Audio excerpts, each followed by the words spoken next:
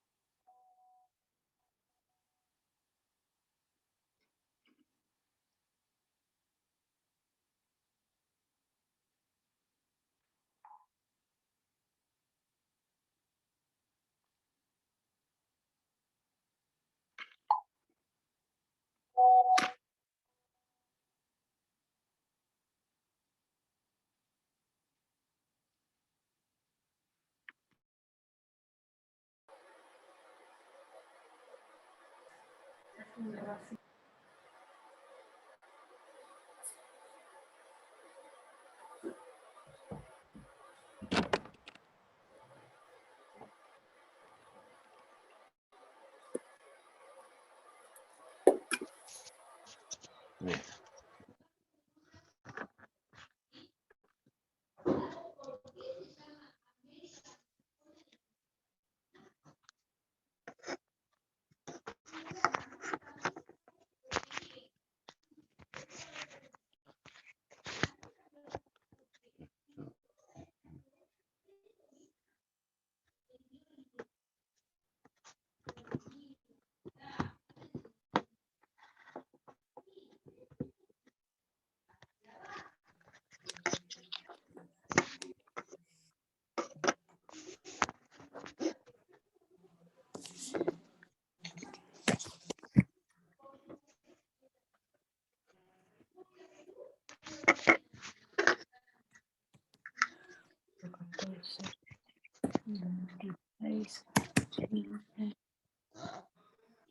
Ocho,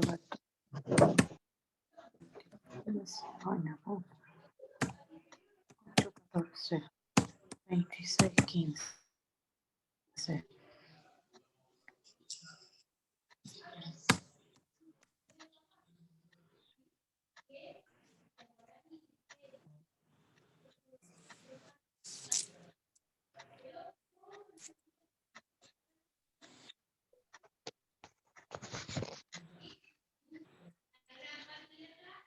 Bueno, buenas tardes, hola a todos.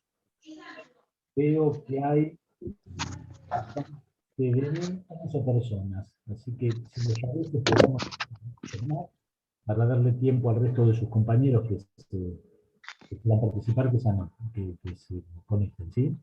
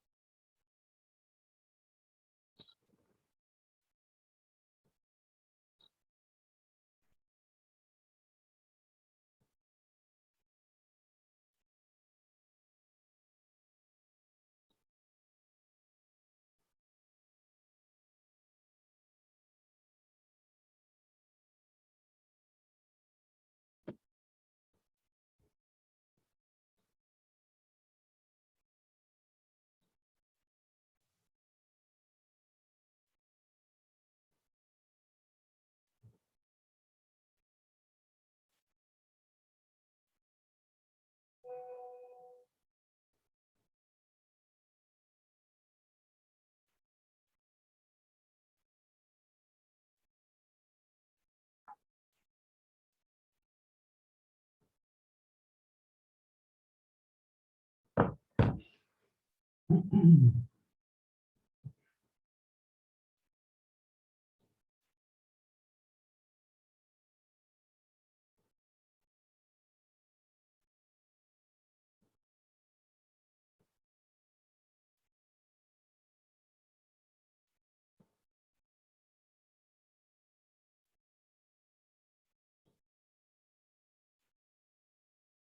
escucha bien ahí?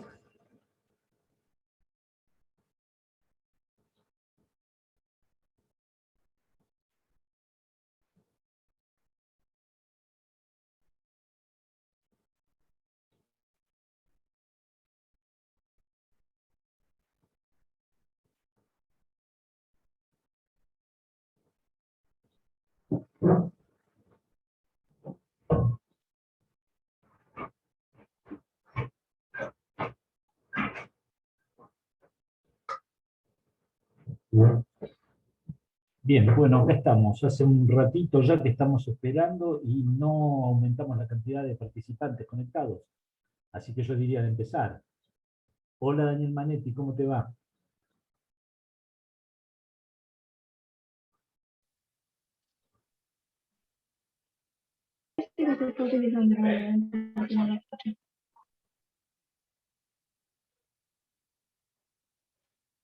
Empezamos entonces. No sé si todos los que están compartiendo la reunión hoy han participado de la reunión anterior. De todos modos, vamos a hacer un pequeño repasito de lo que vimos la vez pasada. A esta altura nosotros ya hemos visto la organización del Poder Judicial en la provincia de Buenos Aires y tratamos de abordar esta estructura del Poder Judicial a partir de lo que llamamos fueros, que son divisiones del trabajo, divisiones de la competencia de los jueces en razón de la materia. Como no todos los jueces pueden impartir justicia o decidir sobre cuestiones de cualquier índole, la ley ha previsto que los jueces se especialicen en algún modo. Así, en la provincia de Buenos Aires tenemos una organización judicial que está dividida en 5 fueros. Los fueros son de familia, el civil y comercial, contencioso administrativo, laboral y penal. En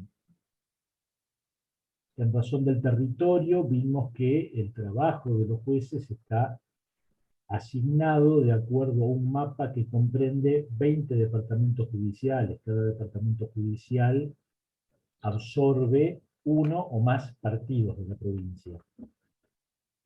Y finalmente vimos, en esta organización del Poder Judicial, la competencia a razón del grado, que tiene que ver con las distintas instancias.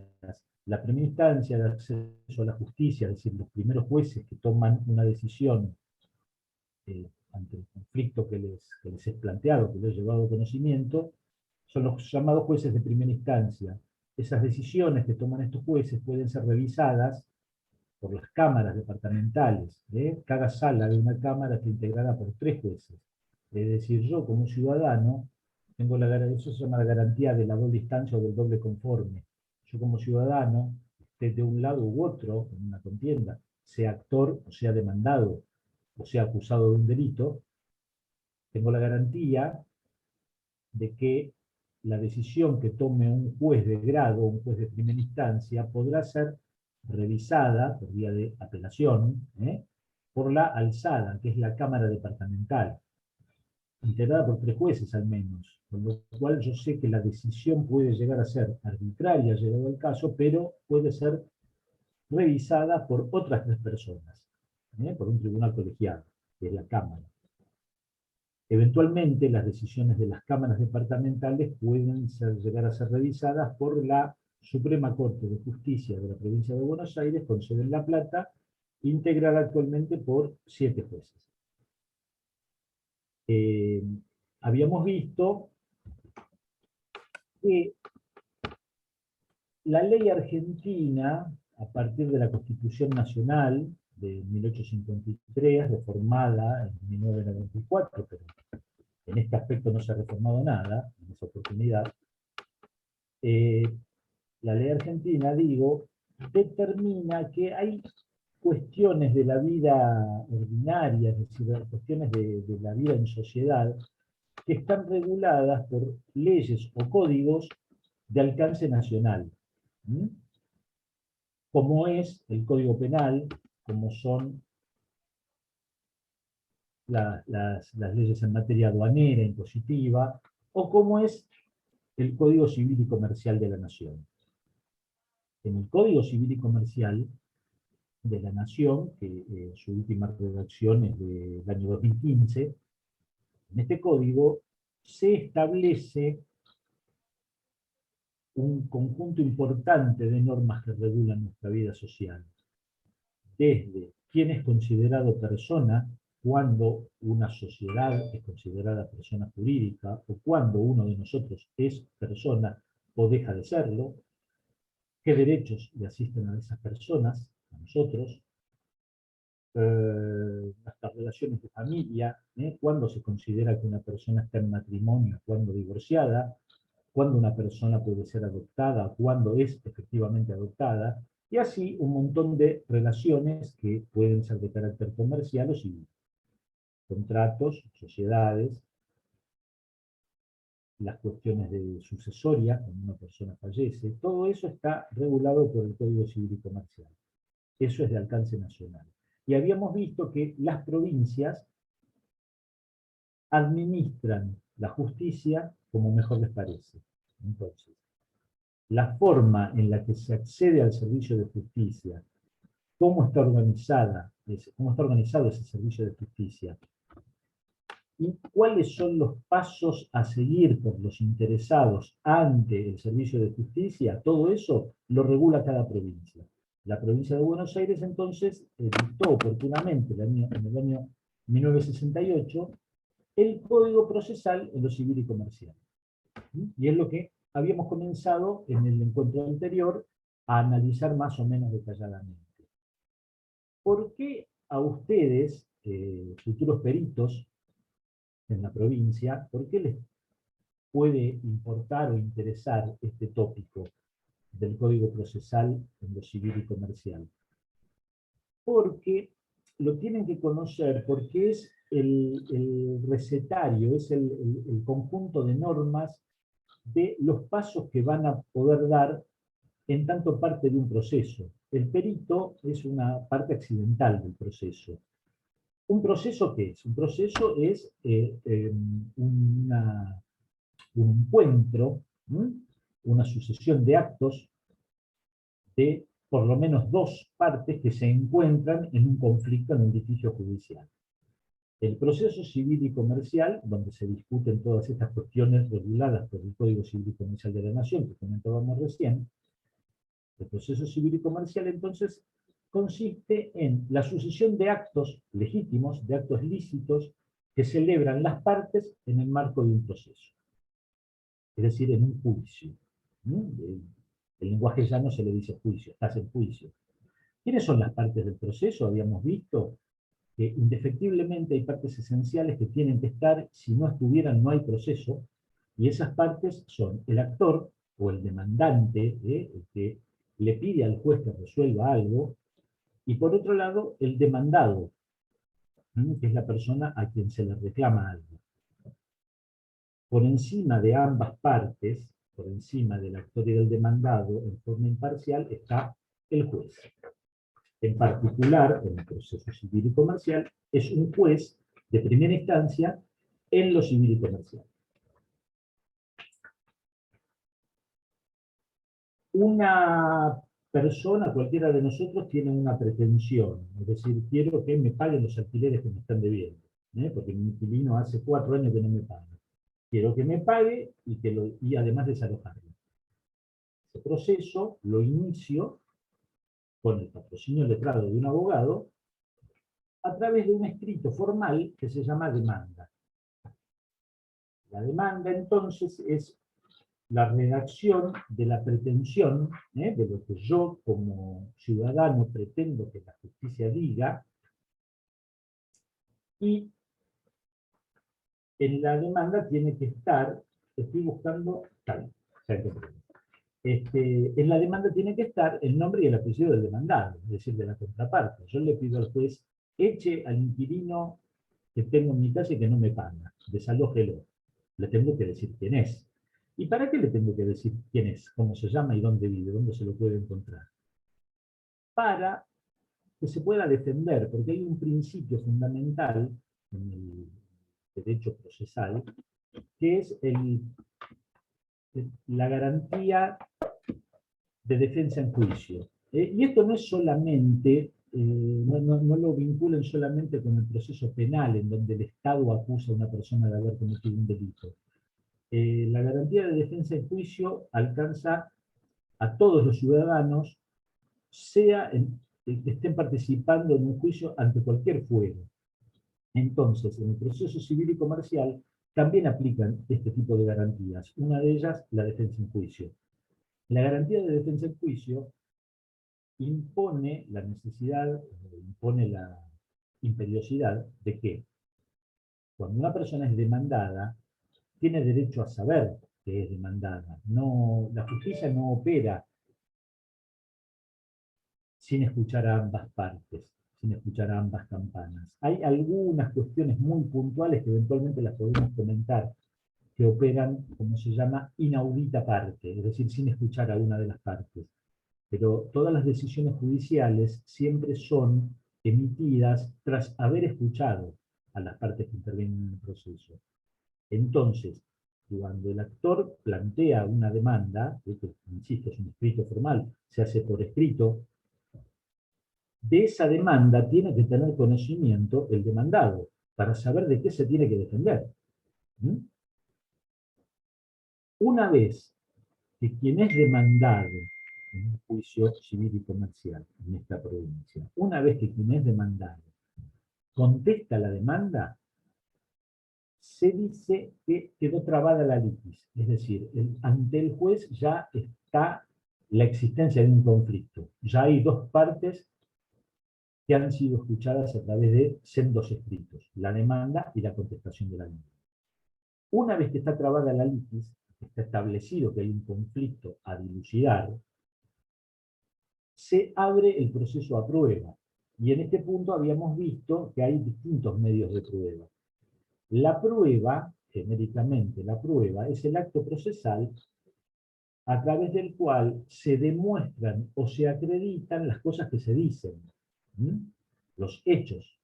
Yo cuando entablo una demanda, le pido a un juez que ordene que alguien haga algo, yo tengo un inquilino que no me paga. La ley me prohíbe determinantemente ir y sacarlo a patadas de mi propiedad. ¿Qué tengo que hacer? Iniciar un juicio de desalojo. Ese juicio de desalojo es la pretensión que yo le llevo a un juez diciéndole, fulanito está viviendo en una casa que es mía y no me paga el alquiler. Por favor, échelo. El juez lo escucha a fulanito. ¿Usted tiene algo para decir? Mire, acá Blanco está diciendo que usted se tiene que ir porque no le paga el alquiler. ¿Tiene algo para decir al respecto? Diga lo que diga, él contesta demanda. Y entonces ahí es donde decimos que queda trabada la litis, estamos en presencia de un conflicto efectivo sobre el juez, sobre el cual el juez tiene que resolver. Para creerle a las partes, es decir, para determinar quién dice la verdad, quién tiene razón, existe la prueba.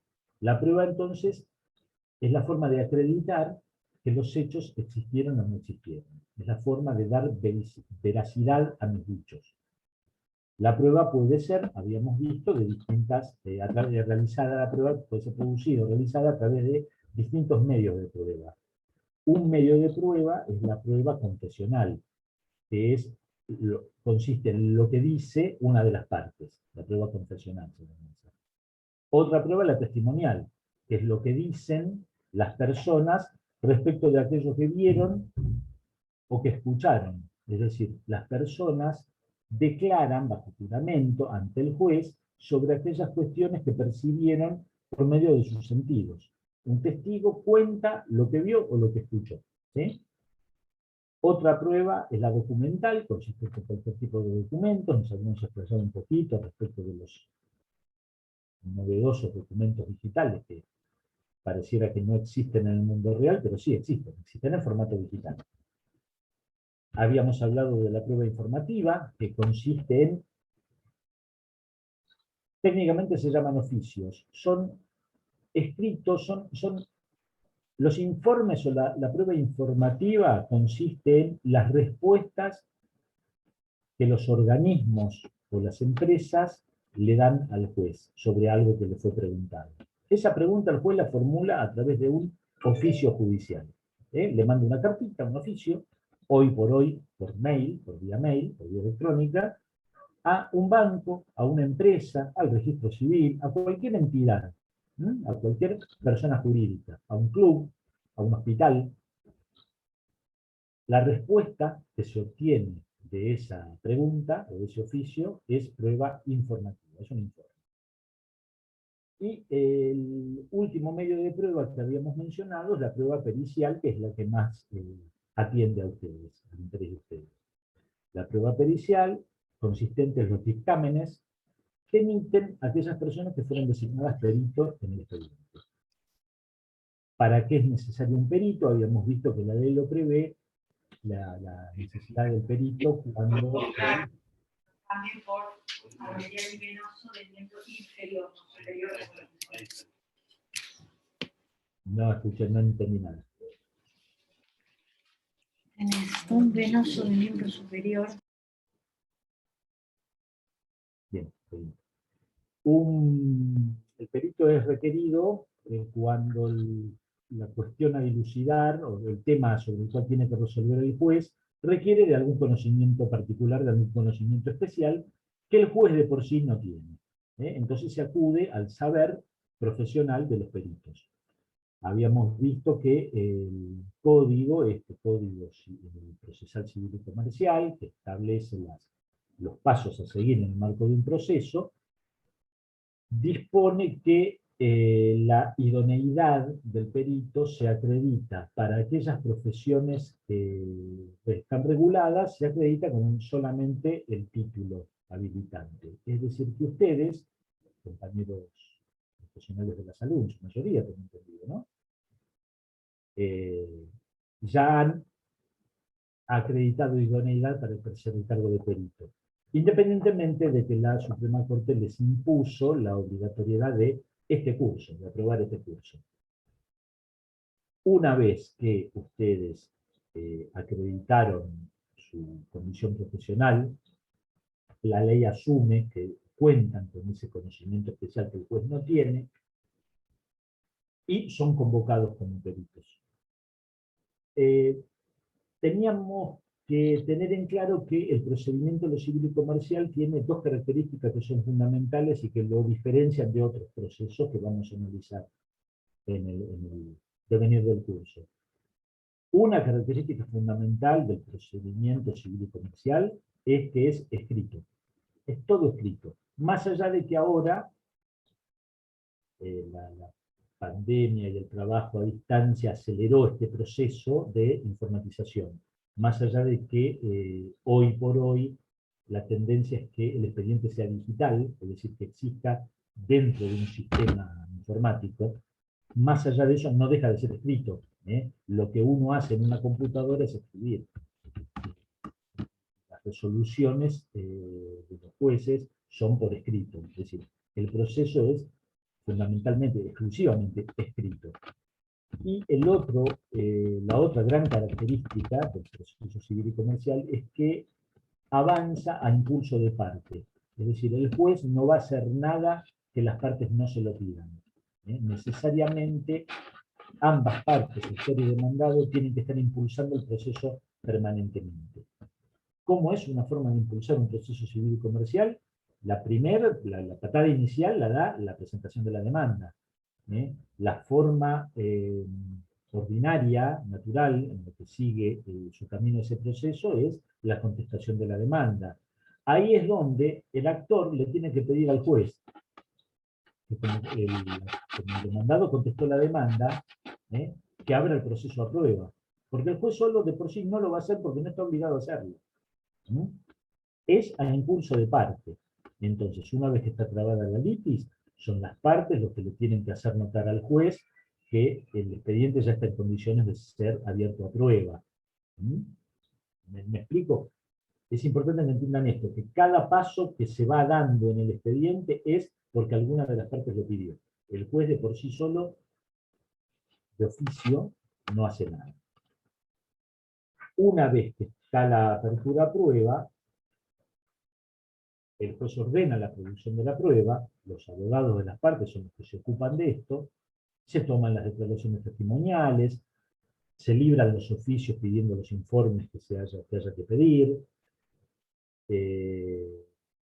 se va a buscar la prueba documental que todavía no ha sido incorporada, y se designa al perito.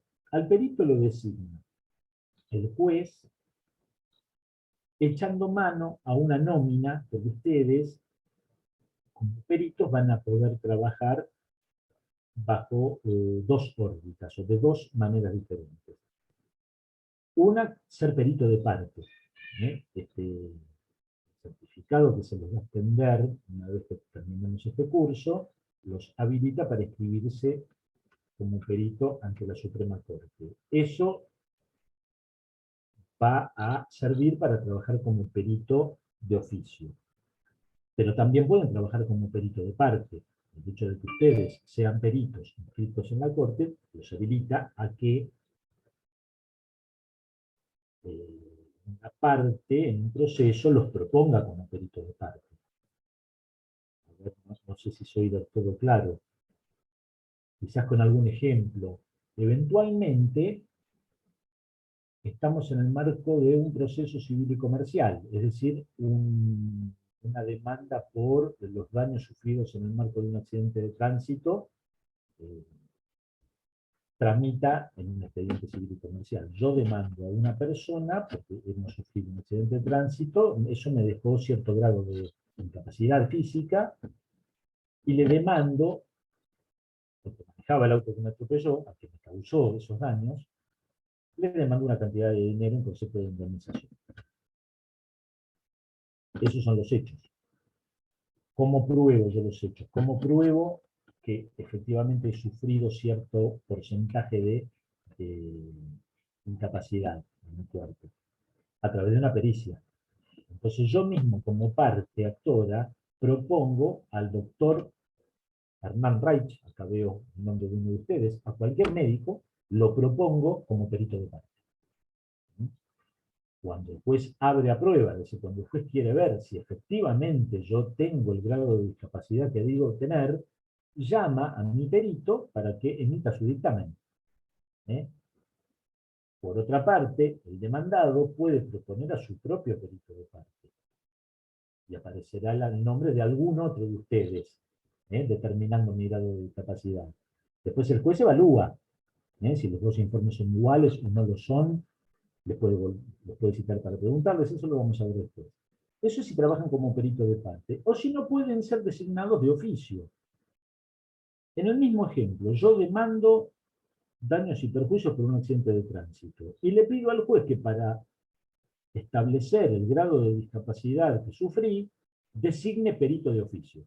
En vez de yo ofrecer el nombre de alguno de ustedes, que por otra parte por ese servicio me están cobrando, en vez de trabajar así, yo le pido al juez que designe un perito de oficio. Entonces el juez va y mira en la lista que elabora todos los años la Suprema Corte, en donde va a estar el nombre de todos ustedes que acaban de inscribirse como peritos, y llama al primero de la lista. Lo convoca, lo designa perito en este expediente. Hasta este punto habíamos llegado al encuentro pasado. Es decir que 25 minutos más o menos les rodea el tiempo de hoy. Una vez que ustedes son designados peritos en el marco de un expediente, ustedes se enteran, porque de esa designación se los notifica el domicilio que ustedes tienen constituido, que es electrónico. Ustedes cuando se anotan como un perito en la nómina, obtienen o ofrecen un domicilio electrónico. Y ahí les va a llegar una notificación electrónica que han sido designados peritos en el marco del expediente Pérez Jorge contra González Roberto sobre daños y perjuicios, que tramita en el juzgado de primera instancia, en el civil y comercial número 1 del Departamento Judicial Avellaneda Lanús. Por ejemplo. Ustedes se notifican. ¿Qué pasa cuando el perito es notificado que fue designado para trabajar como perito en el marco de un expediente?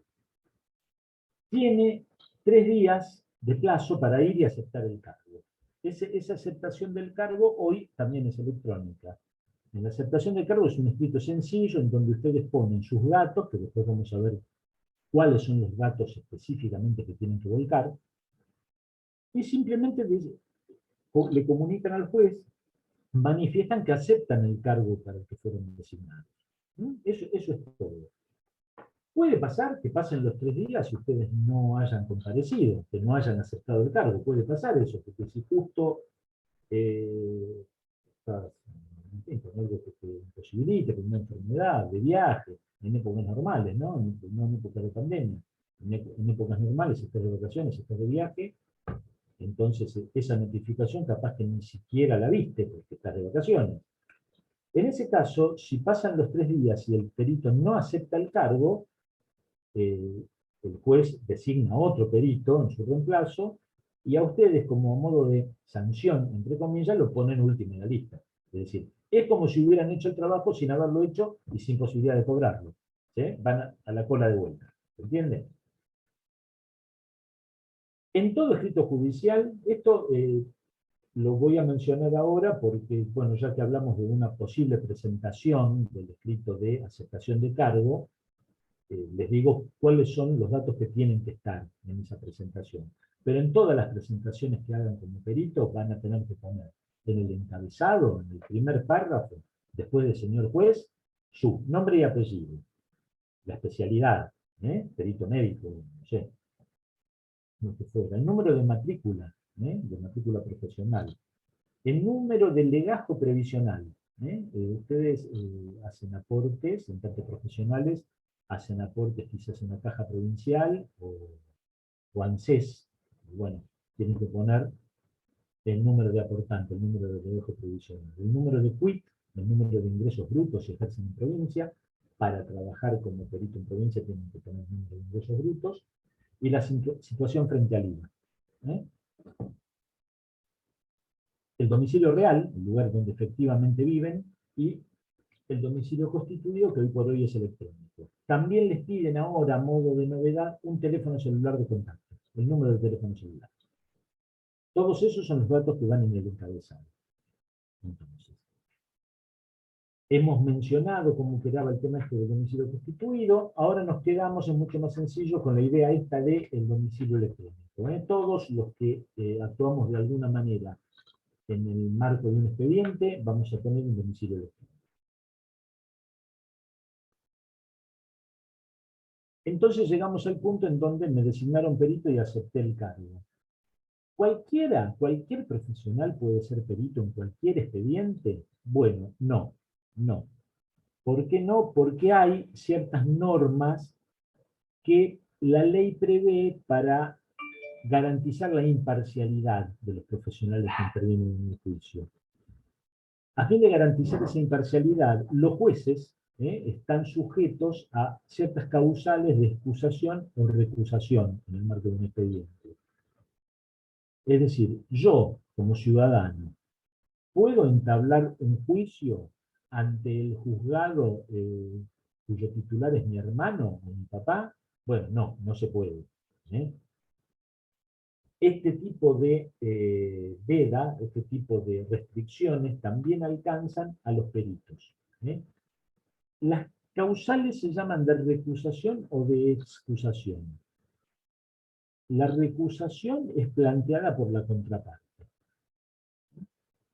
Cuando la contraparte advierte que el perito, la persona que ha sido designada perito, está alcanzada por una de estas previsiones legales, por una de estas causas de recusación, simplemente le pide al juez que lo recuse, invocando cuál es la causa.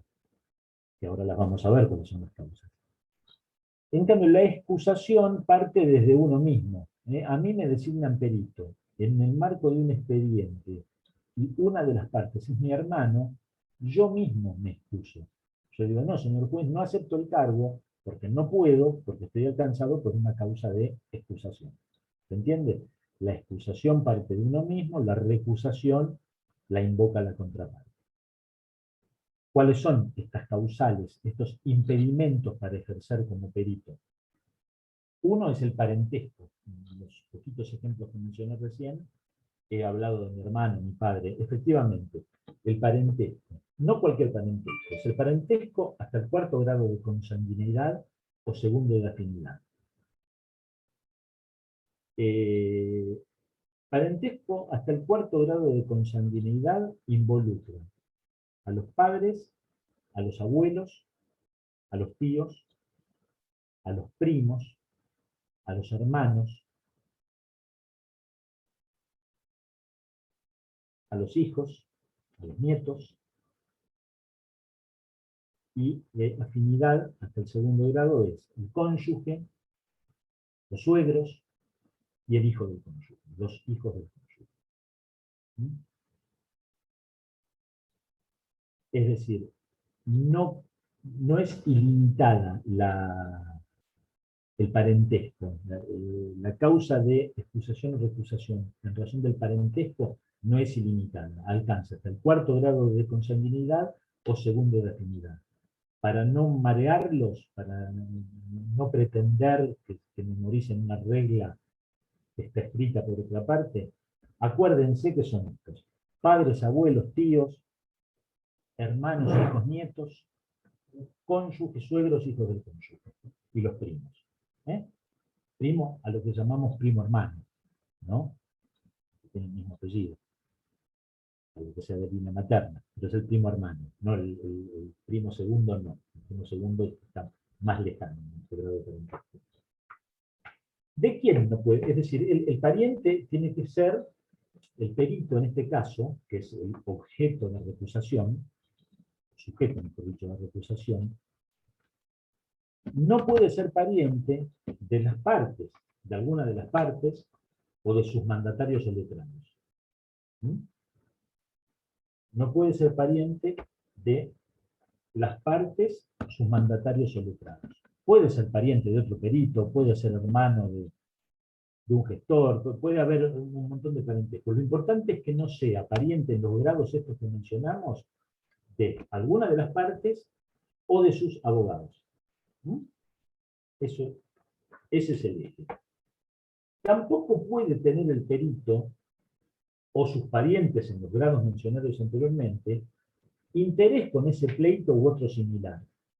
Un juicio puede ser de diversos objetos, puede decir, el objeto de análisis en un juicio, en un pleito, es amplísimo. Y puede ocurrir que ustedes, en tanto ciudadanos, más allá de su profesión, tengan interés en ese juicio puntual.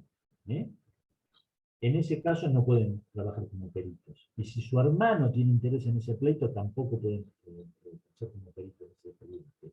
Es decir, háganse la idea que cuando los notifican que fueron designados como perito, lo primero que miran es que no sea pariente suyo de alguna de las partes. Lo primero que miran. Y después, por lo general, uno no tiene mayores intereses parciales, salvo que tenga algún conflicto con el Estado o con alguna empresa. Cada uno de estos lo sabe. El espíritu de este curso no es que ahora memoricen todas y cada una de las causales de recusación. Sí es el objetivo del curso, que sepan que hay causales de excusación o de recusación, que ustedes, en tanto son ciudadanos argentinos, vecinos míos, en tanto que estamos viviendo en lugares de cercanía, puede pasar que me designen perito, que los designen peritos y que exista alguno de estos impedimentos. En cuyo caso lo van a revisar, y lo van a revisar junto con el abogado con el que estén trabajando. Es decir, no se persigan mucho con memorizar estas cuestiones tan puntuales. Sí, la preocupación nuestra es que se entienda que hay causales de excusación o recusación que tienden a garantizar la imparcialidad de todos los que operan en el marco del expediente.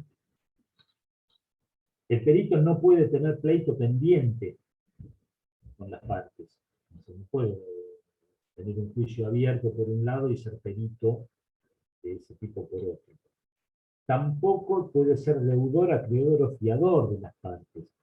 excepto que sea deudor, acreedor o fiador de un banco oficial. ¿Cómo es esto? Muchos de nosotros que vivimos en la provincia de Buenos Aires tenemos un crédito con el banco de la provincia de Buenos Aires. Muchos de nosotros le debemos plata al banco y le estamos pagando mes a mes la hipoteca o el crédito con el cual compramos un auto, por ejemplo. Somos deudores del Banco Provincia, que es un banco oficial. Y resulta que nos designan peritos en un expediente que inició el señor Juan López contra Banco de la Provincia de Buenos Aires. Es decir, una de las partes es el banco de la provincia. Y a mí me designan perito y yo soy deudor del Banco Provincia. ¿Puedo ser perito? Sí, porque es un banco oficial.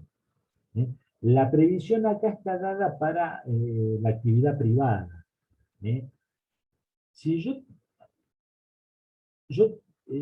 ustedes saben que hay mucha gente que se dedica a prestar plata en hipoteca. Hay mucha gente que escribe esa actividad, muchos escribanos, que prestan plata en hipoteca. Es decir, que si yo quiero comprar un inmueble, quiero mudarme, quiero cambiar la casa, y me falta plata y acudo a un préstamo hipotecario, ese préstamo hipotecario lo puedo sacar en un banco, o eventualmente con un particular, es un acuerdo privado perfectamente legal. Ese señor que me presta la plata para que yo compre la propiedad y la hipoteca a su favor, ese señor, que es una persona de carne y hueso igual que yo, pasa a ser mi acreedor y yo soy deudor de él. En ese caso, yo no puedo ser perito en un expediente en donde él sea una de las partes. No, eso no se puede, porque hay un vínculo que la ley prevé como de cierta cercanía o que puede tener la imparcialidad, en algún sentido. Y la única forma en que opera por vía de excepción esta restricción es cuando el deudor o acreedor es un banco oficial. Espero haber sido claro, capaz que me enrollé un poco en la explicación.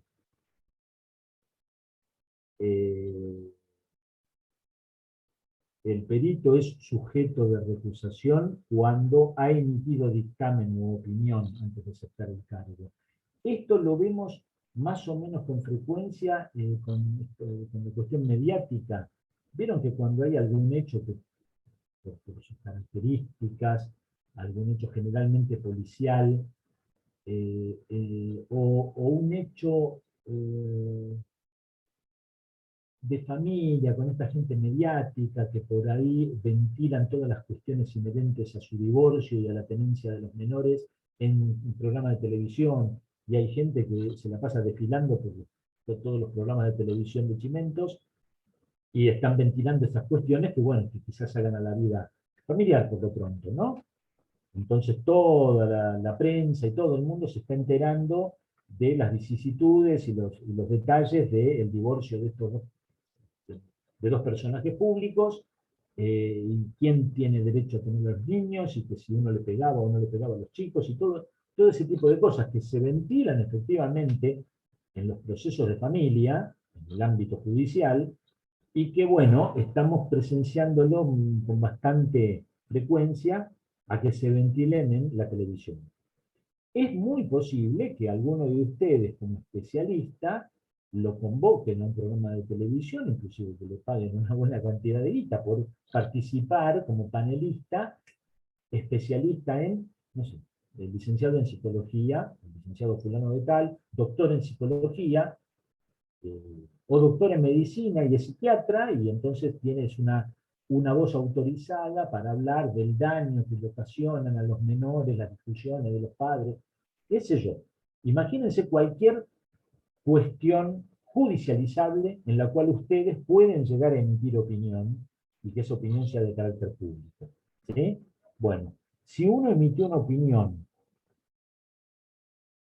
en el marco de otro expediente, por algo similar, puede ser recusado, en el expediente en donde han sido designados como peritos ahora.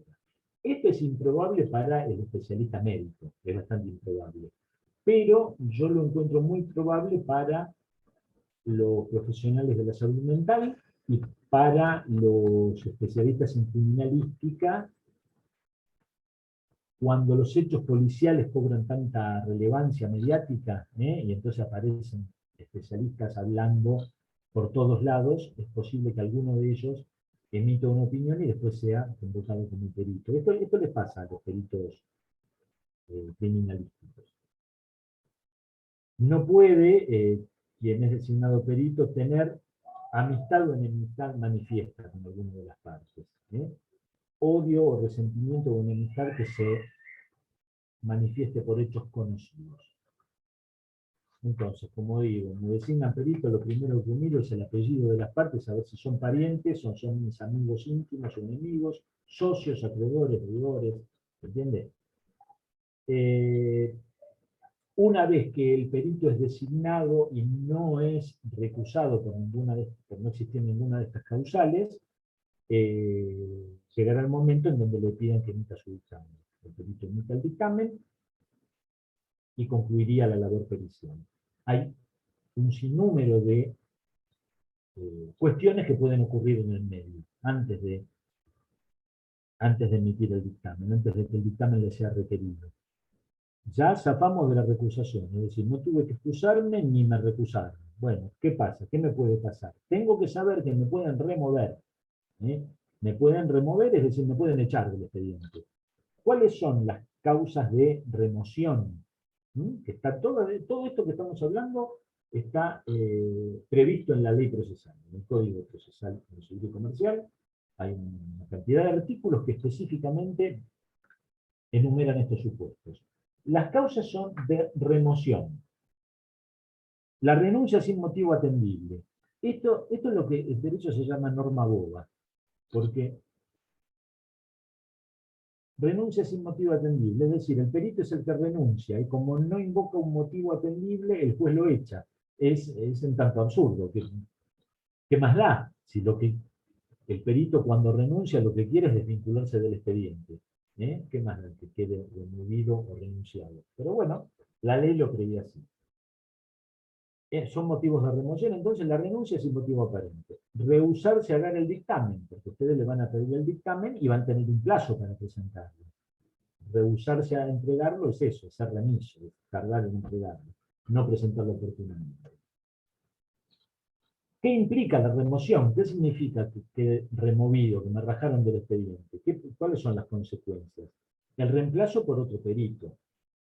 El pago de gastos, si es que los hubo o si el perito los originó. El pago de daños y perjuicios si son reclamados, es decir, quizás haya ocasionado daños y perjuicios que alguien me puede reclamar en juicio, porque los daños y perjuicios se reclaman en juicio. Y, obviamente, no percibir honorarios. Los honorarios son la recompensa monetaria, en dinero, por el trabajo prestado. Obviamente, si me echan del expediente, no voy a tener derecho a percibir honorarios. Otra cuestión que puede pasar, es decir, ahora acepté el cargo, zafamos de ser recusados y zafamos de ser removidos del cargo de perito. Es posible que la pericia que tenga que llevar a cabo me quede incómodo, me quede lejos. El expediente tramita en Lomas, yo vivo en Lomas, eso está piola, me queda cerca, pero resulta que tengo que trasladarme a Trenquelauquen para hacer la pericia, por el motivo que a ustedes se les puede ocurrir, pero en concreto tengo que ir a Trenquelauquen. ¿Quién paga todo eso? Lo va a terminar pagando la parte que pierda el juicio, pero mientras tanto tengo que poner yo perito. Puede pasar que justo ese mes no tengo un peso. Entonces puedo pedir anticipos para gastos. Cuando la pericia, la tarea a desarrollar lo amerita, se pueden pedir anticipos para gastos. La oportunidad de pedir el anticipo para gastos es dentro del tercer día de aceptado el cargo. Cuando ustedes aceptan el cargo, se ponen al tanto del expediente, es decir, de qué se trata, quién está demandando qué cosa a quién, y qué es lo que voy a tener que hacer yo. Y como ustedes son profesionales, más o menos se dan una idea de que si les va a dar mucho o poco trabajo, y si ese mucho o poco trabajo les va a demandar mucho o poco gasto en dinero. Entonces, dentro del tercer día de haber aceptado el cargo, pueden pedir el anticipo para gastos. La parte, ya esto lo dijimos hasta el cansancio, ¿no? En el expediente hay dos partes que están en disputa, dos partes que se están peleando por debajo del juez. Una de las partes es la que propuso la pericia. Generalmente, es decir, ustedes son convocados como peritos para emitir dictamen sobre una pericia que van a realizar a propuesta de una de las partes. Acuérdense que los medios de prueba, la testimonial, la documental, la informativa, la pericial, son propuestos por cada una de las partes. Los hechos son invocados y se propone prueba que acredite la existencia de esos hechos. Entonces, la parte que lo propuso a ustedes, que propuso la pericia para la cual fueron designados, es la que tiene que cubrir los anticipos para gastos, dentro de los 5 días de la solicitud. Entonces, ustedes tuvieron 3 días para aceptar el cargo, otros 3 días para pedir anticipo para gastos, y dentro de esos 5 días, la parte que propuso la pericia tiene que depositar el importe, el monto que ustedes solicitaron. ¿Qué pasa si la parte no deposita ese monto? Se tiene por desistida la prueba, es decir, ustedes no están obligados a hacer la pericia. ¿Estamos de acuerdo? Si la parte no deposita, se interpreta que no le interesa que la pericia sea llevada a cabo. Entonces, en esta participación que estamos teniendo en el proceso, no nos recusaron, no nos removieron, pedí anticipo para gastos, me lo depositaron, así que seguimos en carrera. Tengo que saber cuáles son las facultades del juez. El juez, ustedes vieron que reciben un trato en televisión por parte del periodismo. Ustedes tendrán algún conocido juez, es un magistrado del Estado provincial, es decir, es una persona que hace gala de cierta investidura, es decir, no es lo mismo ser camarero en un hotel, ser secretario en una fiscalía, como soy yo, que ser juez. No es lo mismo funcionalmente. Es un magistrado, y esa magistratura viene acompañada de potestades, de facultades, así como tiene la potestad de decidir y de dar la palabra final sobre un conflicto, así como tiene esa facultad, en el marco del expediente tiene muchas otras facultades que le confiere la ley y que hacen a esa investidura, a esa magistratura. Es el juez porque tiene estas facultades que vamos a mencionar ahora. El juez tiene como facultad en el marco del expediente la de hacer comparecer a los testigos y a los peritos a la reconstrucción de un hecho. La reconstrucción de un hecho es una medida probatoria que la puede disponer el juez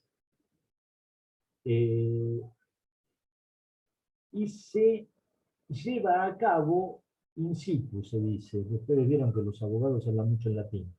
Es decir, en el lugar del hecho. La reconstrucción de un hecho es un acto solemne, tiene una serie de formalidades, pero básicamente lo que hace es recrear las circunstancias de modo, tiempo y lugar en las que un hecho ha ocurrido. Eventualmente puede pasar que se clarifica, esta reconstrucción histórica que se hace de un hecho ayuda a entender cómo pasan las cosas, a entender la verdad.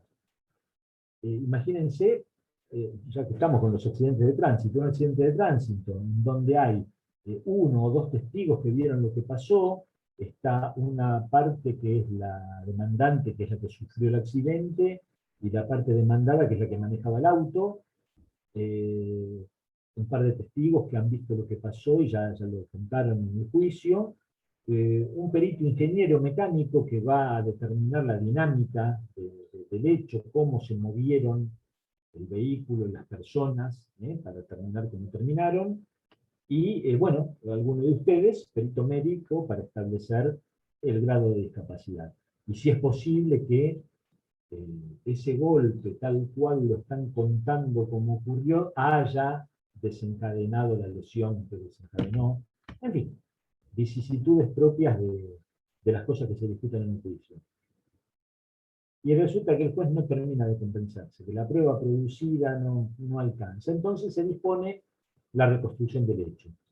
¿Y quiénes van? Va el juez, que es el que tiene que ver esa reconstrucción, la justicia que la dispone, y van los testigos y los peritos, y los hace comparecer a todos.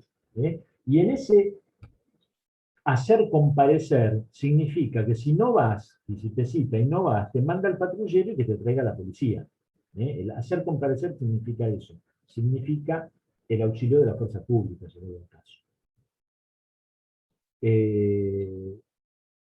Así como hay reconstrucción del hecho, puede haber reconocimiento de lugares o cosas, que es una medida muy parecida, el reconocimiento de lugares o cosas. Cuando hay audiencias orales, en el marco del proceso civil y comercial, las audiencias son pocas. Puede haber audiencias testimoniales para que se interrogue y se escuche la respuesta de un testigo. Puede haber audiencias de absolución de posiciones para el confesional. O puede haber audiencia para aclaración del perito. El perito emite su dictamen, se pide aclaración, eso puede evacuarse en forma oral, ya lo vamos a ver. Pero son pocas las oportunidades en las cuales en el marco de un civil y comercial se producen audiencias orales. Así todo, la ley prevé que puede haber algunas audiencias y el juez tiene la facultad de excluir al que perturba la audiencia. Es decir, vieron en las películas el juez con la toga y la pelotita golpea el martillo y dice orden en la sala. Bueno, algo así. Cuando hay alguno que se hace el loco y que perturba a la audiencia, el juez lo puede rajar. Eventualmente el juez puede aplicar sanciones disciplinarias o multas, al parte del proceso. Puede, bueno, en otro punto dice que disponer la comparencia de los peritos al juzgado, cuantas veces lo requiera. Puede imponer sanciones pecuniarias por incumplimiento de un mandato, es decir, se les encomienda la tarea pericial y ustedes no van, y después se les pide el dictamen y no lo presentan. Está bien, los pueden remover, los castigan no pagándole honorarios, pero eventualmente también puede imponerle una multa. En el dictamen ustedes van a poner lo que consideren que tengan que poner de acuerdo a sus conocimientos, ¿no? El juez puede mandar a tachar o testar las frases que son injuriantes o indecorosas. Es poco habitual, y hasta donde yo sé, nunca un perito fue objeto, nunca un informe pericial fue objeto de una enmienda de estas características. Es más para los abogados que quieren hacer gala de un lenguaje a veces sutil y a veces irreverente, entonces los jueces las frases indecorosas o injuriantes las pueden mandar a tachar. Entonces, te designaron perito, aceptaste el cargo, pediste anticipos para gastos, hiciste la pericia. Te falta el último paso, no fuiste recusado. Profe, perdón, ¿puedo hacer una pregunta? ¿Cómo no? Mauricio Zulay le habla. ¿Uno puede negarse a aceptar el cargo? Sí, simplemente no lo aceptás. No hace falta que sea una excusa especial, digamos, puede simplemente negarse y ya con eso es suficiente. Y no hace, claro, no hace falta, es decir, que puede ser tácita la negativa. Si no te presentás a aceptar el cargo, se entiende que no te interesa aceptarlo. Después, la negativa a aceptarlo tiene que responder, si vos querés dejar constancia de que te presentás, pero no aceptás el cargo, ¿para qué? Para que no te pongan al final de la lista. Vos estás integrando una lista. Te llaman a vos primero, después me llaman a mí, así van llamando a todos nuestros compañeros, ¿no? A todos nuestros colegas. Y hasta que empiezan a llamar de nuevo al primero de la lista. Vamos a suponer que somos 20, cuando se hizo la pericia número 20, la número 21 la hace el primero de la lista. Si vos no aceptás el cargo dentro de 3 días, la sanción es que te pasan al final de la lista. Si te perdés 20 posibilidades, ya en este ejemplo, ¿no?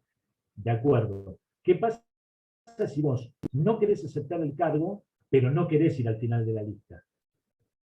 Es decir, tenés que presentarte en el expediente y explicar por qué no lo aceptás. En ese caso, las únicas causales admisibles son las de excusación. Podés no aceptar el cargo porque tenés algún vínculo de parentesco, de enemistad, o de amistad, o vínculo comercial con alguna de las partes o sus abogados. ¿Entendió? Fuera de esas causales de excusación o recusación, no hay motivo por el cual la ley te permita no aceptar el cargo de titular. Ok. Y uno va al final de la lista, pero o sea, queda como si fuese una sanción no aceptar el cargo, digamos. No, simplemente te lo perdiste. Es trabajo que no lo estás agarrando. Ah, está bien. Claro. Sí, porque lisa y llanamente es eso. No contestar tiene el mismo efecto también. El mismo efecto. Perfecto. Tal cual. Perfecto. Gracias. Bien, una vez que aceptaste el cargo y hiciste la pericia, lo que tenés que hacer es emitir el dictamen. El dictamen debe contener, esto es interesante para ustedes profesionales, ¿no? Debe contener la explicación detallada de las operaciones técnicas realizadas y de los principios científicos en los que se funda la opinión. Es decir, yo perito médico considero tal cosa, no. Yo perito médico he realizado la siguiente labor con detallada explicación de la técnica que he llevado a cabo. Y en eso yo no puedo meterme ni siquiera para ejemplificar. Ustedes son los que conocen cuáles son las técnicas que desarrolla un profesional de la medicina y cuáles son los principios científicos en los que se fundan. ¿Me explico? Eso lo saben ustedes. Es decir, para determinar, qué sé yo, para determinar si una persona tiene neumonía, ustedes hacen ocultación, se llama, creo, me explico, no. Es decir, no tengo la menor idea de medicina, por eso no puedo ejemplificar, pero digo, si ustedes para establecer qué tipo tiene una afección pulmonar, desarrollan una técnica médica que tiene nombre y apellido, bueno, lo tienen que decir. Hice tal cosa y basándonos en principios científicos que los conocen ustedes, no yo. Van a decir qué principio científico o qué ley científica o qué doctrina científica, aunque sea reciente, qué publicación avala la conclusión a la que ustedes arriban. Entonces, técnica, principio científico en lo que se sostiene y la conclusión. Eso lo tienen que poner en el dictamen. No vale solamente la conclusión. ¿Por qué no vale solamente la conclusión? Primero porque lo pide la ley. Y en segundo lugar, porque es fácilmente atacable. Porque acuérdense que ustedes vienen a suplir el conocimiento del juez, la falta de conocimiento del juez, pero siempre del otro lado, ustedes emiten un dictamen y siempre va a estar favoreciendo a una parte y desfavoreciendo a la otra. Y la parte desfavorecida va a tratar de decir que el dictamen de ustedes es equivocado, que no sirve, que utilizó conclusiones médicas no actualizadas. Entonces, todo ese tipo de cuestiones ustedes las tienen que tener presente. Ustedes tienen que defender su trabajo de la forma más acabada posible. En tanto profesional, yo dictamino, y lo que dictamino se funda en el respaldo científico que yo conozco y que me gané a lo largo de toda mi trayectoria. Esa es la forma de defender una postura frente a algo. Estábamos en el supuesto de que la contraparte no le conviene lo que ustedes dijeron en el dictamen. Entonces, ¿qué va a hacer? El dictamen de ustedes es plausible de ser objetado. Es decir, alguien puede decir, puede impugnar el dictamen, puede decir, no, ese dictamen es erróneo, no sirve para nada. O puede exigir explicaciones. Yo no entiendo cuando el perito está diciendo eso que dice. Necesito que venga acá a explicarlo. Entonces, una vez que ustedes presentaron el dictamen, no se terminó la película. Tienen que saber que el dictamen puede ser objeto de impugnación o de pedido de explicaciones. Y en su caso, los van a notificar. Su pericia fue impugnada, va a haber puntos de impugnación que ustedes van a tener que contestar, Porque, bueno, no, yo sostengo lo que dije y lo sigo sosteniendo fundándome en tal principio científico y en tal dato empírico, de tal experiencia que llevé adelante, ¿no?, en la oportunidad de la pericia. Y, si cabe, las explicaciones. Tanto las impugnaciones como las... Pregunta. Sí, Acosta, ¿qué tal? Perdón, ¿qué tal? ¿Siempre la impugnación tiene corrida al perito o el juez tiene que darle la autorización para ser impugnada? No, es decir, una vez presentada la pericia, se le corre traslado a las partes. Las partes tienen que ver el dictamen tuyo. Vos Claro. haces el dictamen, las partes lo ven. Las partes lo pueden impugnar. Lo impugnan y el juez es el que dice, vista al perito. Todo paso a paso. Es como en la computadora, que vos si apretás una tecla mal no te da bola. O no. Exacto, puede no haber impugnaciones. No, digo, el juez puede decir que no. No, tiene que decir que sí.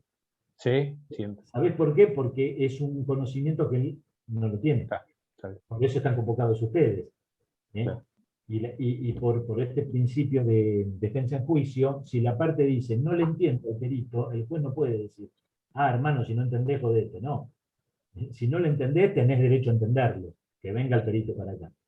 Y así, paso a paso. Venga el perito, va a decir el juez. ¿Por qué? Porque las impugnaciones o las explicaciones se evacúan por escrito o en audiencia. Y eso sí es facultad del juez determinar.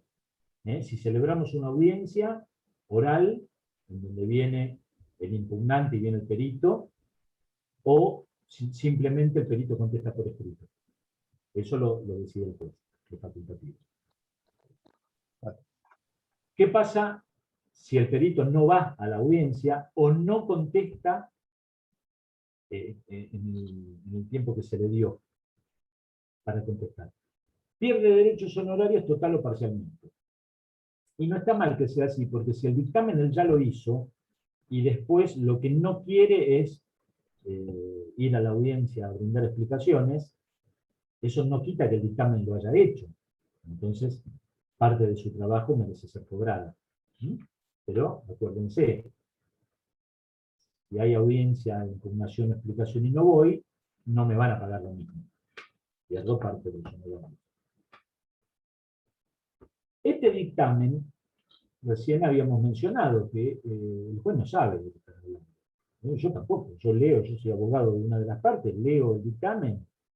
La experiencia profesional me puede llevar a saber si me favorece o no me favorece, pero en teoría yo en medicina no sé nada, no tengo la más remota idea. Entonces, el juez tampoco. ¿Es el dictamen pericial la palabra más acabada, lo último? ¿Es lo determinante para que el juez decida? Bueno, no. El dictamen pericial no es vinculante para el juez. El juez no está obligado a decir en la sentencia lo que dijo el perito. ¿Qué pasa? La sentencia, es decir, la decisión final a la que arriba un juez, parte de un conjunto de cuestiones que se ventilaron en el juicio. No es solamente la cuestión médica. Ya, insisto con los médicos porque tengo entendido que ustedes, la mayoría son médicos. No es solamente eso lo que se discute. Proceso civil y comercial, si estamos hablando de la responsabilidad de alguien en el marco de un accidente, no es solamente determinar que yo me lastimé. También hay que ver si la contraparte tuvo responsabilidad efectiva o no, si simplemente la responsabilidad es porque es el dueño de la empresa. En fin, innumerable abanico de cosas que se ventilan en un juicio que exceden a la labor del perito. Por eso el perito es solamente una pieza en este engranaje. La última palabra la tiene el juez y no está obligado a hacerles caso a ustedes.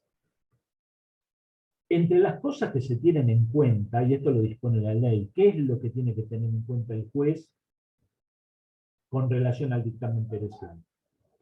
La competencia del perito. Y ustedes ya saben que hay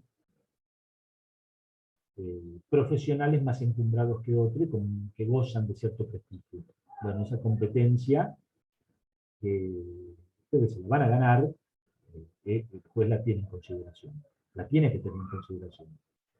¿Qué pasa si hay más de un perito que trabajó en el mismo expediente? Porque puede pasar que si vamos peritos de parte, hay 2, 3, 4 médicos opinando sobre la misma cuestión. El juez analiza si hay uniformidad en los dictámenes, si todos arriban a la misma conclusión o no. ¿En qué principios científicos se fundan? Imagínense que ustedes como profesionales están invocando principios científicos de la época de Avicena, qué sé yo, de la Edad Media, y evidencian no estar actualizados en la materia. Y con demás elementos de convicción en la causa, que es todo lo que venimos hablando recién, ¿no? La cantidad de prueba que se produce que excede a la pericial. Eventualmente, esto yo lo he visto, yo trabajo en el fuero penal, y inclusive lo sugirió, alguna vez lo sugirió la propia perito, que era una médica forense, de policía. Ella sugirió la intervención de tribunal científico. ¿Cómo pega esto? Esto generalmente son los colegios, pero también pueden ser entidades privadas, estas clínicas, ¿no? Entidades públicas o privadas, corporaciones. Yo calculo que la Academia Nacional de Pediatría, me explico, así, todas las entidades que nuclean saber científico deben tener este servicio del que vamos a hablar ahora. Puntualmente a mí me pasó con el Colegio Médico Distrito 2 de Avellaneda. En concreto, hubo una autopsia que por diversas cuestiones la médica autopsiante terminó concluyendo que ella no tenía el conocimiento profesional especializado para determinar lo que le estábamos preguntando. E indicó, que es una sugerencia, a la cual hicimos caso, la integración de un tribunal científico. Y el tribunal científico se lo pedimos al Colegio Médico, y el Colegio de Médicos de Avellaneda integra entre los colegiados creo que tiene algún requisito extra para integrar un tribunal científico. Junta a 3 colegiados, les muestra la autopsia y las preguntas que hicimos nosotros para que dictaminen a ver qué les parece. Es decir, que así como ustedes son convocados como peritos cuando la cuestión a analizar excede el conocimiento que pueda tener el juez, que es abogado, eventualmente puede pasar que en su dictamen ustedes terminen concluyendo que entienden que el tema que les llevaron a conocimiento merece ser tratado por un tribunal científico. Entonces, la intervención del informe científico o técnico lo requiere el dictamen pericial, se puede pedir informes o academias, como decíamos recién. Ustedes como perito lo pueden sugerir, lo pueden solicitar o no. O no, ustedes como perito dictaminan lo que dictaminan y podrá ser el juez el que requiera la intervención de un tribunal científico. Esto es como el último coletazo, digamos, lo último que puede pasar en el marco de un expediente en el que ustedes trabajan. En rigor, lo último que pasa, ¿qué hora es?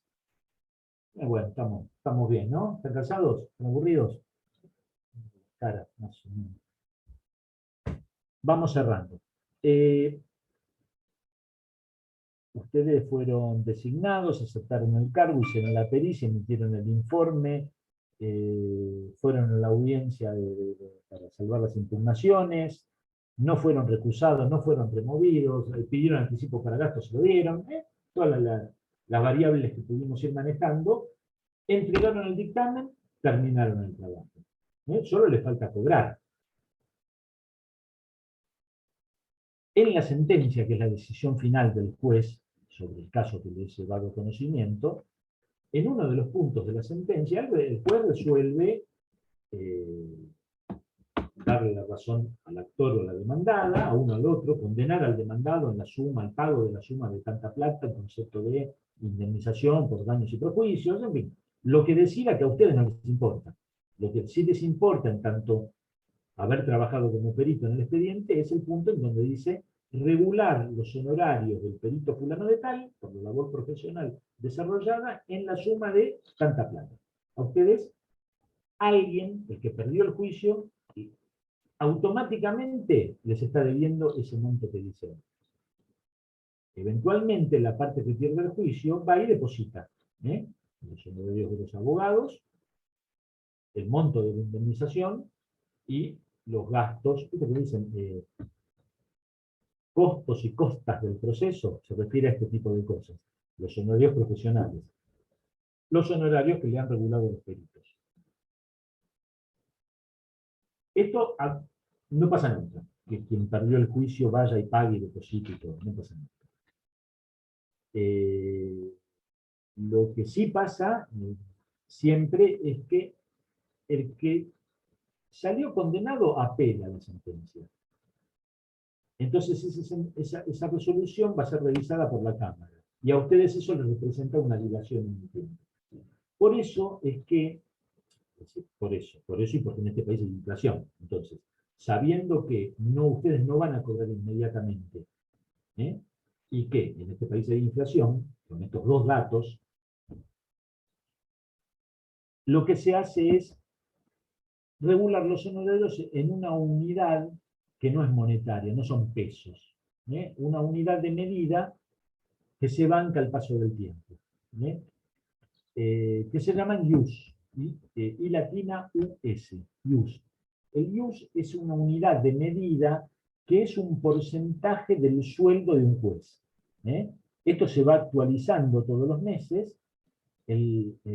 ¿Cuánto cuesta el valor de un IUS? Es un dato público que está en la página del Colegio de Abogados. No sé, yo hoy no sé cuánto cuesta, pero bueno, es un dato accesible, un dato fácil de obtener. Entonces a ustedes les van a regular sus honorarios por una cantidad determinada de IUS. Ustedes multiplican, como si fueran dólares, multiplican, hoy lo multiplicamos por, no sé, 140, por la cotización del día. Esto en la cantidad de IUS.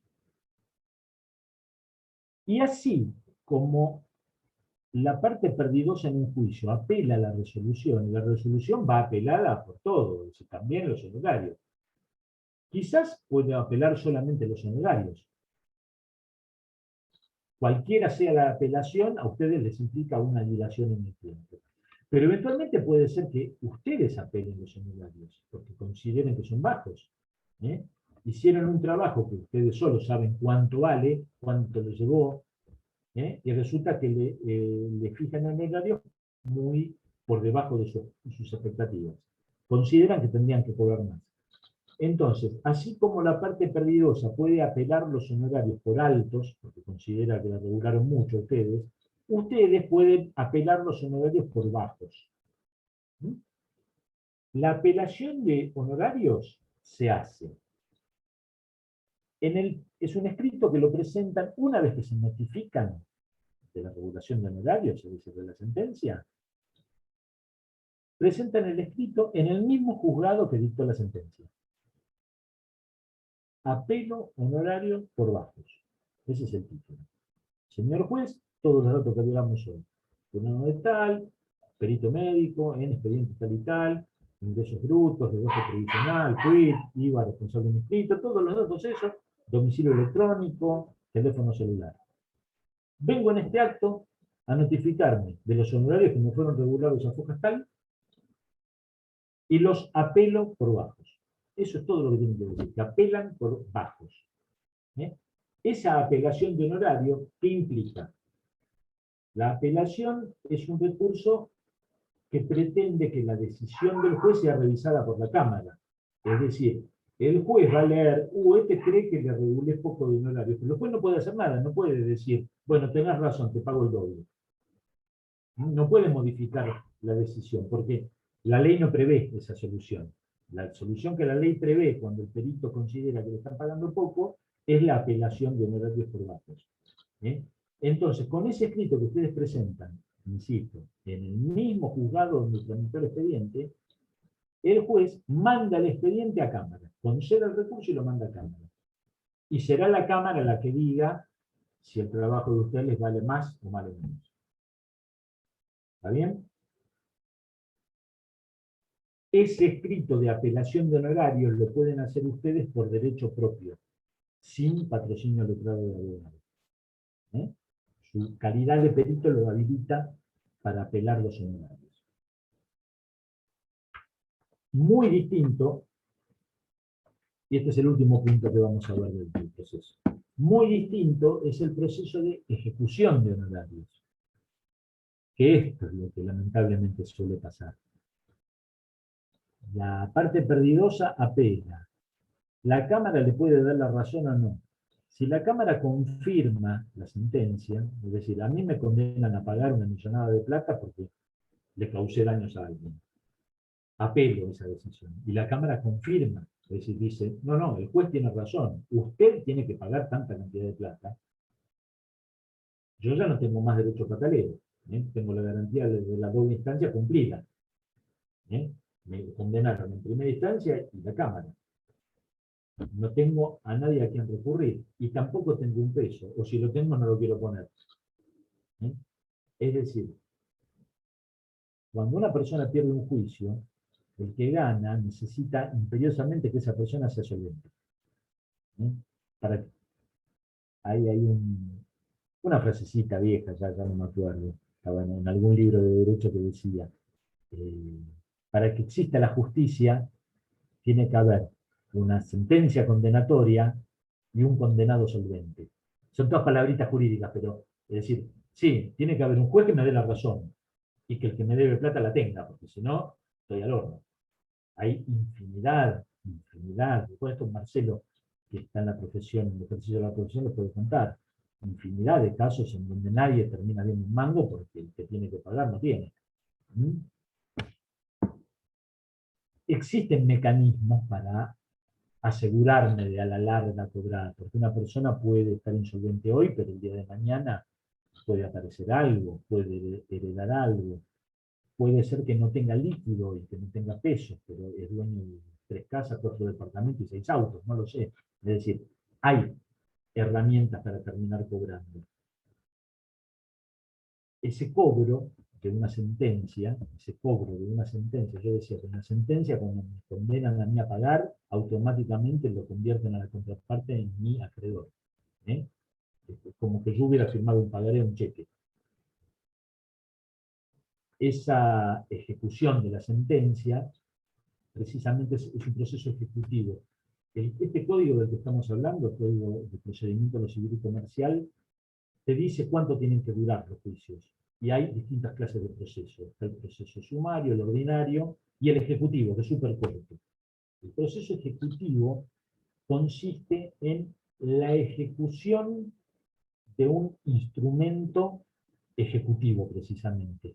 Un cheque, un pagaré, factura conformada, no me acuerdo si hay otro, y la sentencia. Una sentencia judicial es ejecutiva. Con lo cual, ustedes, amigos peritos, son acreedores de una cantidad de ius, porque un juez ordenó que le tienen que pagar esa plata a ustedes. En una sentencia, un juez dispuso, regúlense los honorarios del doctor Acosta en tantos ius. Entonces, el doctor es acreedor del que perdió el juicio, inmediatamente. ¿Qué significa ser acreedor? Que tenés un título ejecutivo que lo podés ejecutar. ¿Y ante quién? Ante otro juzgado. Ante otro juzgado. La ejecución de honorarios, el procedimiento de ejecución de honorarios tramita ante un juzgado nuevo, porque es un juicio nuevo independiente de lo que ya pasó. Está basado en una sentencia, pero la sentencia dice que el fulanete te está debiendo plata a vos. No tiene que ver con lo que haya hecho o dejado de hacer antes. En concreto, en la sentencia dice que le tiene que pagar al perito. No le pagó, se ejecuta. Es un proceso breve. Para asegurar el cobro existen lo que se llaman medidas cautelares, como el embargo, la inhibición general de bienes, pero eso es cosa de abogados. Y como es cosa de abogados, ustedes tienen que saber que la ejecución de sentencia, la ejecución de honorarios, es un juicio que se lleva adelante con patrocinio letrado.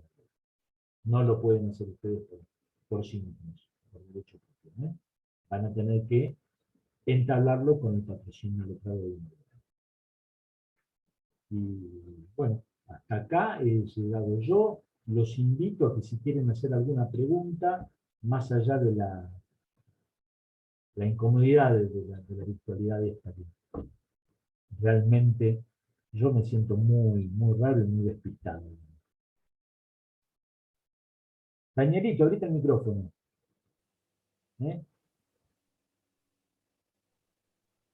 Pregunta. ¿Qué ¿Puedo? tal, Daniel? Compartió la reunión con nosotros Daniel Manetti, que es un colega y es el director del curso.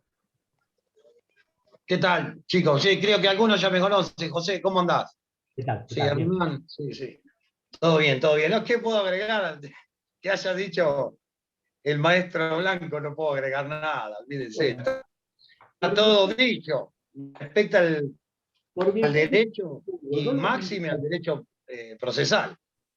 Así en la que, reunión que viene veríamos el proceso penal, con una dinámica bien. similar a la que tuvimos recién, y después, en futuros encuentros, nos metemos en vicisitudes propias de, el ámbito de la justicia laboral o el contencioso administrativo. Eso sí. Que son, Interesantísimo. claro, porque son leyes procesales que acuden a este Código Procesal Civil y Comercial que vimos. Es decir, establecen cuestiones particulares para cada fuero y de última te vas al Código Procesal Civil y Comercial. El fuero penal no, es completamente distinto, por eso lo vamos a ver en extenso. Esa va a estar entretenida, ¿no, José? A mí me gusta más. Espero que haya sido de utilidad, les agradezco la compañía y nos encontramos en 2 lunes. ¿Alguien tenía que preguntar algo o no? Humberto. Doctora, ¿Cómo te va? ¿Qué tal? Doctor. Dos cositas. Primero, por ahí estoy equivocado, pero hay un límite de rechazos de pericias, tengo entendido. O sea, uno puede rechazar una pericia sin causa de excusación con un límite, y a partir de ahí tengo entendido también que se lo o sea, se lo saca de la lista. ¿O estoy equivocado? yo no lo sé, de la ley procesal no surge eso, pero Bien. puede ser que la Corte haya determinado algo en ese Claro. sentido. Te lo averiguo, salvo que lo sepa. No, sí, Humberto, José, sí, hay, lo que dice Humberto, sí, es 3 veces. Sí, 3 Bien. veces se rechaza el límite. La Corte dice eso, José. ¿Hace mucho que lo dispuso, Dani? ¿Hace mucho? ¿Que la Corte dispuso eso? Hace 1 año y menos de 2 años. Está bien. Bueno. Tengo una segunda, perdón. Supongamos civil y también penal, pero las causas civiles donde hay lo que nos compete más a los médicos, que son las denuncias por mala praxis, nosotros muchas veces tenemos una causa de excusación que no es porque o no queremos, que no nos gusta, o todas las causas de excusaciones que figuran reglamentariamente, pero es la que uno trabaja en el lugar donde reside la denuncia, o sea, un colega nuestro, un compañero nuestro, alguien es demandado y nos designan peritos. Que eso, bueno, no me pasó a mí, pero lo he visto, lo he escuchado. Entonces, esa causa de excusación, pregunto, ¿estaría dentro de los rechazos simples, donde uno va a parar al final de la lista o no? Sí, lo interpreto igual, sí. Salvo que el proceso sea contencioso administrativo y vos trabajás, sos prestador de IOMA y la demanda es contra IOMA. Claro. Pero es un proceso muy, muy particular. Vos Ese es el caso. De praxis, es decir, un daño sin perjuicio por mala praxis profesional. Sí. Civil y comercial. Sí, no, si no tendrías. Sí. No Sí, y justamente en lo contencioso administrativo, a eso me referí. Sí. En el contencioso sí, no podés ser perito. Perfecto. En el contencioso sí. Bien. Sí, perdón. Es la única causa que agrega la ley contencioso administrativo. Claro. Sí, de acuerdo. Una consulta, ¿puedo hacer? Sí, dale. Sí, soy el doctor Bataglia. Buenas tardes. Una consulta le hago. En el tema de la impugnación de la pericia, usted dijo que no se podía remover. Sin embargo, muchas veces dice ahí posible de remoción. Eso me quedó la duda, por eso le hago la consulta. ¿Cómo dije que no se podía remover? O bueno, Claro. está bien, pues si lo dije no es así, ¿no? O sea, que Claro. uno podía cobrar honorarios, porque por lo general cuando remueven no pagan los honorarios, uno los remueven y chao. Ah, Esa está es bien. la duda que me quedó. Ahí, que uno Lo podía que cobrar establece la ley, honorarios de lo que hizo y no de lo que no hizo. Ahí, claro, esa es lo la que cosa. dice la ley puntualmente, el artículo es eso, que habiendo hecho el dictamen, habiendo presentado el dictamen y no presentándose a la audiencia de impugnación, podrá perder parcialmente los honorarios. Eso es lo que dice el artículo. A lo Claro, que dice la ley. claro. Ah, claro. Ah, sí, sí, no, porque ahí me quedó la duda por las prácticas de uno, no, o sea, me quedó la duda de ese punto. Muchas gracias. Claro. Bueno. ¿Estamos? Bueno, sí. Yo creo que sí. Doc, buenas tardes. ¿Qué tal? Lancelotti y Claudia. Doc, le quería hacer una preguntita. Si usted después podría mandar alguna información sobre esto, porque la verdad que, bueno, para mí es medio, está dividido, es bárbaro, pero es difícil. Son Es mucho. cosas Sí, sí. que, Eso lo maneja personalmente Marcelito Gessner. Yo sé que él, además de grabar la clase y después subirla grabada, está el material en PowerPoint, que yo voy siguiendo los PowerPoint, las filminas, y también yo había elaborado un texto, esto mismo en forma de prosa, ¿viste?